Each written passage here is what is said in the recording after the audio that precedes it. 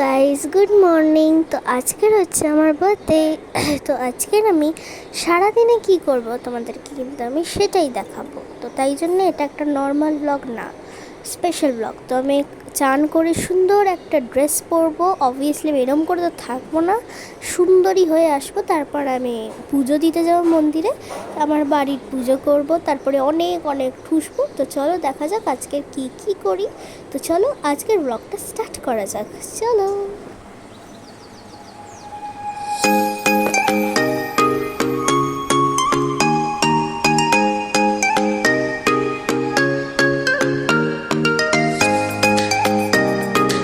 আশীর্বাদের জন্য আমার থালাটা সাজাচ্ছি।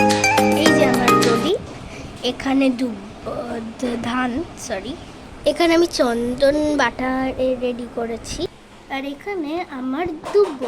তো ব্যাস, আমার থালা রেডি। ছাদে চলো আমাদের সাথে ফুল তুলতে। আমি ফুল দেখো কি সুন্দর হয়েছে না আমাদের গাছের নয়নতারাগুলো। চলো ঠাকুরকে দিয়ে দেখাই তোমাদের। এই যে আজকের পুরোটা আমি সাজিয়েছি, তোমাদের কেমন লেগেছে ওটা কিন্তু জানাতে ভুলো না, আর এই ভিডিওটাকে লাইক করে দিও। কি টেস্টি।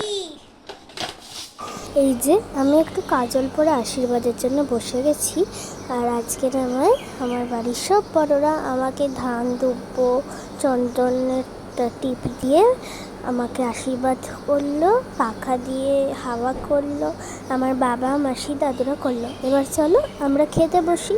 খাওয়াতে কত টেস্টি খাবার আছে দেখো, আমি তো কিছু খেতেই পারিনি।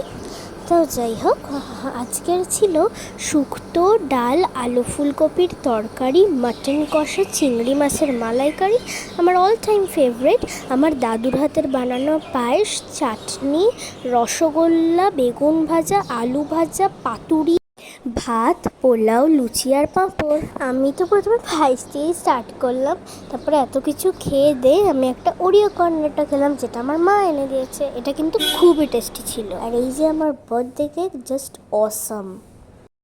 আমার বেস্টিও এসেছিল এই দিন, আর সেদিনকে আমি ওর সাথে অনেক মজা করেছি। আর আমরা এত পিক্স তুলেছি যেন 1 বছরের ডিপিই হয়ে যাবে।